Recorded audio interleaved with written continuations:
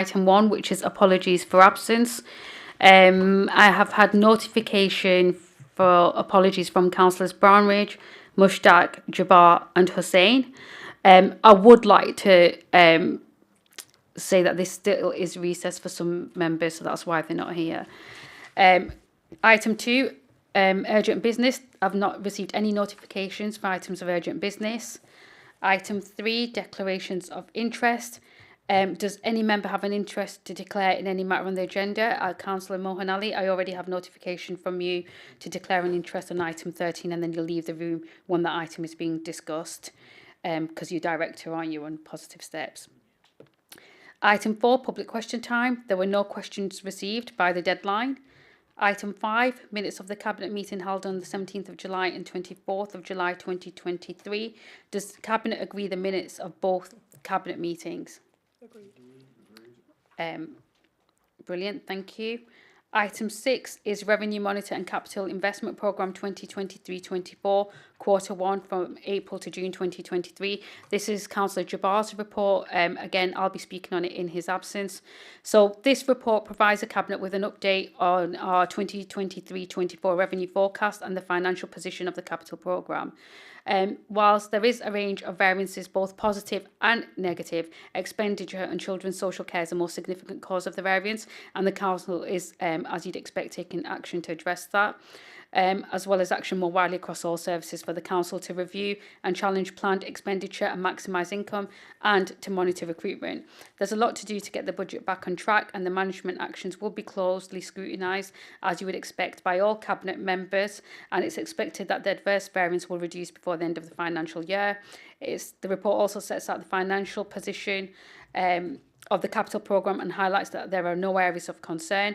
And I want to make Cabinet aware of a slight amendment to the report as circulated on table 16 on page 44. The corporate services line will be amended to be £374,000 rather than £274,000. This is to go ahead with the local investment fund for this municipal year. It will be £500,000 as it was last year.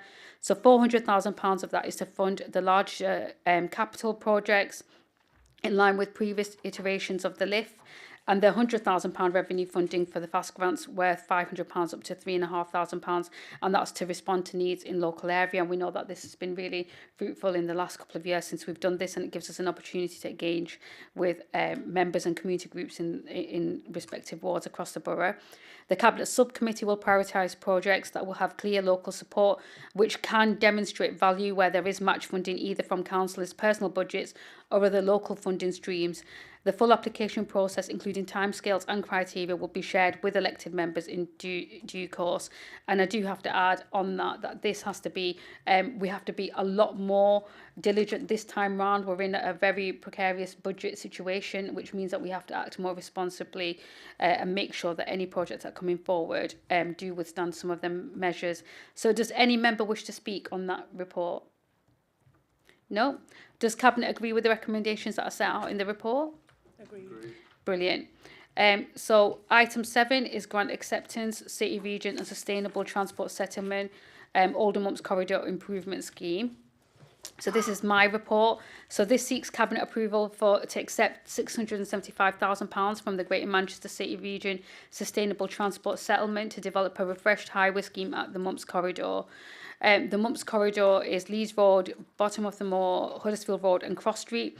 It's now dominated by cars, and we're working on a plan to improve accessibility for pedestrians, cyclists and buses, as well as the public realm improvements, and continue making our town centre look as nice as it possibly can do for our residents. The scheme will include changing the road layout to become more accessible to pedestrians at the Oldham Way and the Lees Road junction, including a bus lane, and making sure that the footpath is wider on Lees Road, and changing the road layout on Bottom of the Moor to include a bus lane and two-way cycle path, as well as traffic calming measures along Greenacres Road. So that's a bit of a technical report that sets out the programme. Does any member wish to speak? No? Okay, does Cabinet agree the recommendations are set out in the report? Agreed. Brilliant. Item 8 is again mine. Again, it's the CRSTS, but this is the Beale Valley Broadbent Moss Improvement Scheme. So like the last report, this is one is seeking the approval to accept £855,000 from CRTS. As Cabinet is aware, that Beale Valley and Broadbent Moss are two sites included in the Places for Everyone plan, which collectively will result in almost 2,000 new homes for Oldhamers and 21,000 square metres of employment space. And obviously that's massively welcomed. To support these plans, this grant will enable the council to develop support and infrastructure so that our residents can benefit from high quality, sustainable transport links, including active travel and public transport. The package will include upgrades to the Big Lamp roundabout, bus priority upgrades, a segregated cycle link, and upgrades to bus stops on key routes to Shore and Oldham Town Centre. So does any member wish to speak on that report? No? Does Cabinet agree the recommendations set out in the report? Agreed. Brilliant. Item 9, again, another one of mine, is to utilise the GMCA contract for the supply and delivery of groceries, chilled and frozen foods. This report is asking Cabinet to approve using the GMCA contract for the supply and delivery of groceries, chilled and frozen foods for Oldham School Meal Service. By making use of this, the GMCA lead contractor model, Oldham benefits by being part of a larger contract and reduces the cost to the taxpayer while still ensuring really good quality food, school meals for Oldham's children and young people. The procurement process undertaken by Trafford Council as a lead authority has identified Dunster's Farm Limited as the organisation best placed to serve Greater Manchester. This contract will start on the 1st of September 2023 and will run up until the 31st of August 2029 with a breakpoint included on the 31st of August 2026. Does any member wish to speak on that report? No? Does do Cabinet agree with the recommendations of the report at item 16? Agreed. Item 10, again, is like my report on corporate furniture. So members will be aware that over the next 6 months, officers will begin to decant out of the Civic Centre and into the new office at Spindles, all part of our plan to build 2,000 new homes in the town centre and create a better place where people live, work and socialise. As a result, a lot of the furniture that we do have here at the Civic Centre will need to be moved, either repurposed or recycled. But the reality is that a new office space will also require some new furniture. So this report is seeking approval to enter into a contract with a furniture supplier for 4 years. Of course, the Spindle offices aren't the only site that will benefit from this framework. As part of the commitment to deliver services locally, with the rollout of our family hubs and place-based community hubs, we're continually putting our residents first, whilst we're also working really, really hard to ensure that we do get really good value for money for our taxpayers. So does any member wish to speak on that report? No?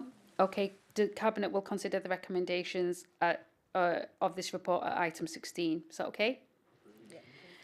Yeah. Item 11.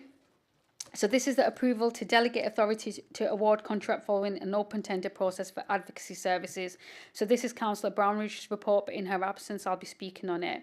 So Oldham's advocacy services are a statutory requirement. And the current contract is set to expire on the 31st of October. Given that these services are essential to some of Oldham's most vulnerable adults, this report is seeking approval to delegate the award of the contract to deliver the Oldham Advocacy Hub service to the Director of Adult and Social Services after a open procurement exercise. So it's quite a technical, processy report. But does any member wish to speak on that report? No? So does Cabinet agree to the recommendations set out in that report? Agreed. Agreed? Thank you. Item 12 is approval to delegate authority to award contract following an open tender process for mental health supported living services. Again, Councillor Brownridge's report, but I'll speak on it in her absence. So similarly to the one that's just gone before this, taken item 11, this report seeks to delegate the awarding of the contract to deliver the mental health support living services to the Director of Adult Social Services after an open procurement exercise. Again, this service is a statutory support service which helps some of the most vulnerable people in our borough, and the current contract is due to expire on the 30th of November 2023. So does any member wish to speak on that report? No? No? Does Cabinet agree the recommendations set out in the report? Agreed. Okay, so this is UK SPF Skills Funding 15 to 19. Oh yeah, you need to leave this before we discuss it.